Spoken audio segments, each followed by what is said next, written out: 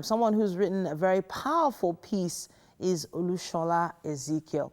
Now, Olusola Ezekiel has been writing articles on widowhood for quite a while, and she became a widow, which is what started it, and she provides mentorship and support to the women around her, and especially enjoys research, counseling, and writing. Now, she has joined us this morning on Book Chat. Hello, good morning. She's here, hello, good morning. Yes, good morning. Now she's here to talk about her book, Thriving in Loss. You're very welcome to the show. Oh, I can hear a little friend in the background there. Who's speaking with you? Is someone with you right there? Good morning. Yeah, we appreciate the noises that children make during interviews. It's very homely. Thank you so much for sharing your book with us, Thriving in Loss. Now, thank you for having me. Can you tell us a little bit about why you decided to start writing articles and then, of course, put together a book of your experiences? Okay, you know, when something tragic happens to you, you have a choice. You can either flow and then let the trend take you to a better place, or you get to wallow in the pain and then you just forget yourself in the process. So I decided to write the book Thriving in Loss, to tell people how to deal with pain. Number one, for myself. You know, when my husband died, I faced different things. I lost my memory. So number one thing why I wrote that book was because I needed to document my experience. And then it was easy for me to get used to the idea that he died. Now I was trying to find my way in life because our lives were mashed together, both of us. So when he died, it was not, you know, a pill. It was not an easy pill for me to swallow. It was very difficult. And then I needed to put that down to get used to the fact that he was no more around. So of course I started with writing it bit by bit, daily, every day. I wrote it down before I now compile it and then mute it, as a book. So I wrote it for myself first, and then for other people, so especially young widows like me who are trying to find their way out of such predicament. Okay, I have to ask, you know, you said it felt like you were losing your memory. I guess you mean the memories of your husband, memories of your relationship, Yes. Am I right? And you wanted to have a kind of record of this.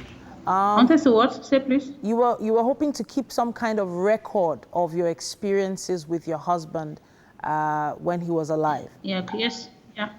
Okay. Yes. So of these things that you would like to remember about your husband, can you give us maybe 2 or 3 that you miss the most about him?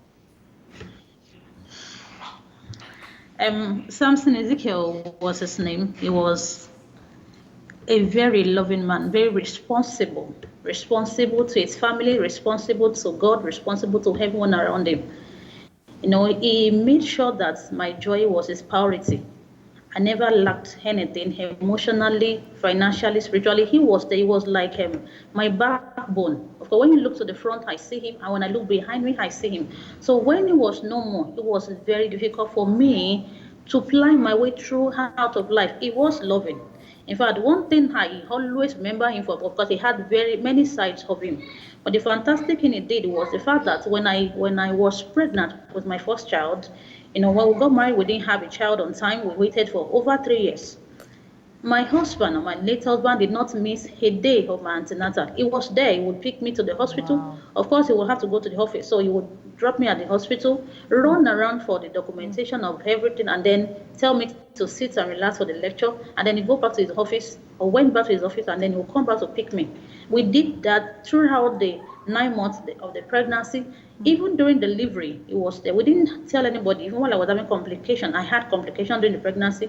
He was there. He wasn't the fidgeting type that will know, just shy from responsibility. He was there for me and for his children.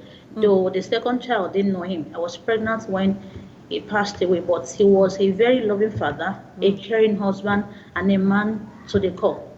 I have to ask you what, as quickly as possible now, what exactly would you like people to get from your book? What do you think they should take away from reading your To book? get from, Your book.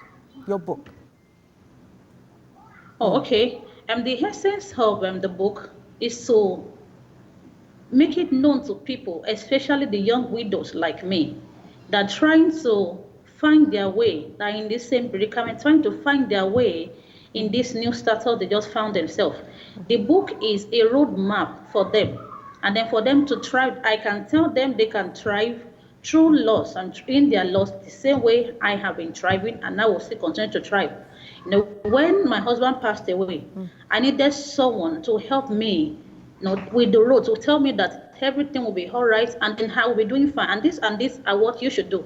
But sincerely, I didn't really get it. So it was Wow. difficult for me Thank to you. navigate through that loss. It was difficult. I couldn't find my feet. I have You to know, so so the thank you book is so written much for young widows. for sharing with us, and I really wish I didn't have to stop you, but we have to take a quick break. But thank you so much for sharing this with us, and really well done, and congratulations on your book. And I have a feeling this book is going to connect with so many women out there. You're very welcome. And with that, we have to take a quick break. There's still quite a bit more to come on Wake Up Nigeria. That was Book Chat. We still have loads more coming your way after this.